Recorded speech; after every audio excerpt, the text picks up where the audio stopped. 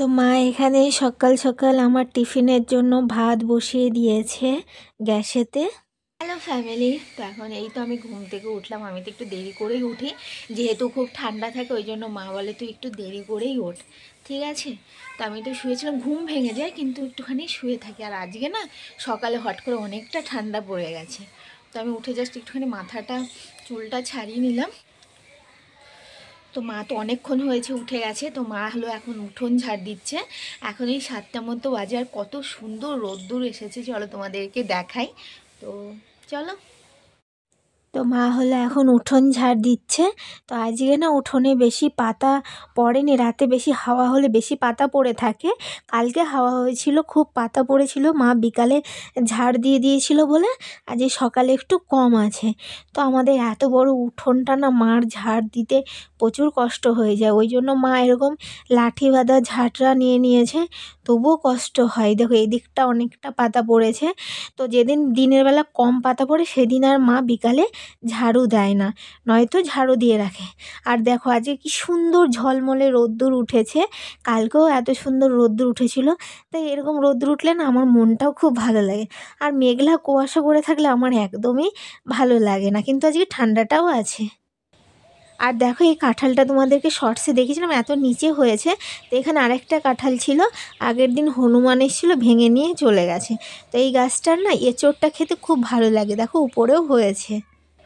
আর এই দেখো জোড়া শালিক, আগে না একটা শালিক দেখলে শুধু খুঁজে বেড়াতাম কোথায় আর একটা শালিক আছে।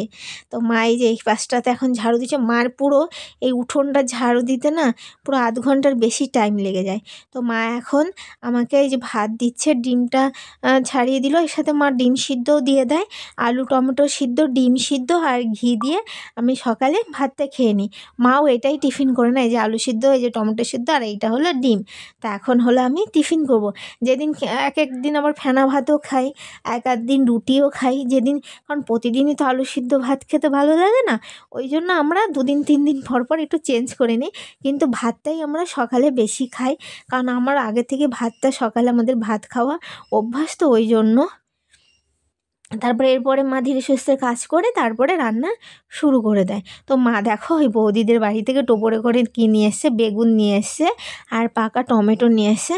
তো এই বেগুনগুলো না মানে একটু একটু পোকা আছে, তো কেটে বাদ দিয়ে তারপরে করতে হবে। ওই বৌদিদের জমিতে হয়েছে তাই মাকে দিয়েছে, মা আবার নিয়ে এসছে আমাকে দেখাচ্ছে।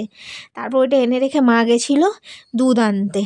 দুধ নিয়ে আসার সময় মা একবারে কটা পুজোর ফুলও নিয়ে আসে, এখন ঠান্ডার সময় না অতটা ফুল পাওয়া যায় না। তো এনে এখন মা জামা কাপড় ভিজিয়ে দিচ্ছে, এইসব করে তারপরে মা রান্না শুরু করবে। আর এখানে মা বিছানাটা গুছিয়ে রেখেছে, আমি শুধু বিছানাটা একটু ঝাড়বো আর মশারিটাকে ওই পাশে গুছিয়ে রেখে দেবো। আমি মাকে বলি যে তুমি কম্বল লেপ টেপ সব ভাঁজ করে রাখো, আমি বিছানাটা ঝেড়ে দেবো ওখানে। ওই জন্য মা সকালে উঠেই আগে ওটা করে নেয়। আমি একটুখানি এই ঝাড়ুটা দিয়ে, এটা বিছানা ঝাড়াই ঝাড়ু, তো এটা দিয়ে আমি বিছানাটা একটু ঝেড়ে দিয়েছি। এই দেখো আমার বিছানা গোছানো হয়ে গেছে। আর মা তো গোপু সোনাকেও উঠিয়ে দিয়েছে। আর এই দেখো আজকে আমাদের ছোলার শাক হবে। আর মা এই যে এখানে মাছ রাখছে, আজকে মাছবালা একটু দেরি করে এসছে, মানে সকাল সকাল যে মাছবালাটা আসে সে আজকে আসেনি, আর এই মাছবালাটা একটু দেরি করে আসে। এখন এই 9:30 পৌনে 10টা মতো বাজে। তাই যে দেখো ছোলার শাকও নিয়ে নিয়েছে। আমার ছোলার শাকটা না খেতে খুব ভালো লাগে, আর এখন যেহেতু আমাকে ডাক্তারের শাক সবজিটা বেশি খেতে বলেছে, নাহলে আমি সবজি বেশি খেতামই না, তাও এখন একটু একটু খাই। ওই জন্য মা প্রতিদিনই প্রায় শাক করার চেষ্টা করে। আমি বলি মা প্রতিদিন শাক ভালো লাগবে না। তা তার আগের দিন ছোলার শাক করেছিল আর এতটা রয়ে গেছে, তাই আমি আর মা একটুখানি গল্প করতে করতে রোদ্দুরে বসে ছোলার শাক বাছছি। আর মা আজকে মাছ রেখেছে খোকা ইলিশ, আর ওই যে বিড়ালটা বসে আছে কখন একটা ছো মেরে মাছ নিয়ে যাবে। তো আমি এতক্ষণ একটু বসেছিলাম, তো এখন আর শরীরটা ভালো লাগছে না, এখন বেশিক্ষণ বসে থাকতে পারি না। তো মা বললো যে একটু ঘরে গিয়ে শুয়ে একটু রেস্ট নিয়ে নে, তারপরে আবার করবে। আবার সারাক্ষণ না শুয়ে থাকতেও ভালো লাগে না, ওই জন্য যতক্ষণ মানে আমি পারি একটু বসে থাকি। তো একটু শুয়েছিলাম, শুয়ে থেকে উঠলাম, 30 মিনিট মতো শুয়েছিলাম। তো মা দুধটা নিয়ে এসছে, আমি হচ্ছে এখন দুধটা গরম করে তো দুধটা খেয়ে নিই, তারপরে একটুখানি ঘরটর ঝাড়ু দিয়ে তারপরে চান করে নেব। তো আমি সারাদিনে এই একটা কাজই করি, সেটা হলো চান করার আগে একটু ঘরটা ঝাড়ু দিলে আমার বেশ ভালো লাগে, মনে হয় যে না আমি কিছু করলাম, নাহলে আমার সারা দিনটা চেয়ারে বসে বসেই কেটে যায়।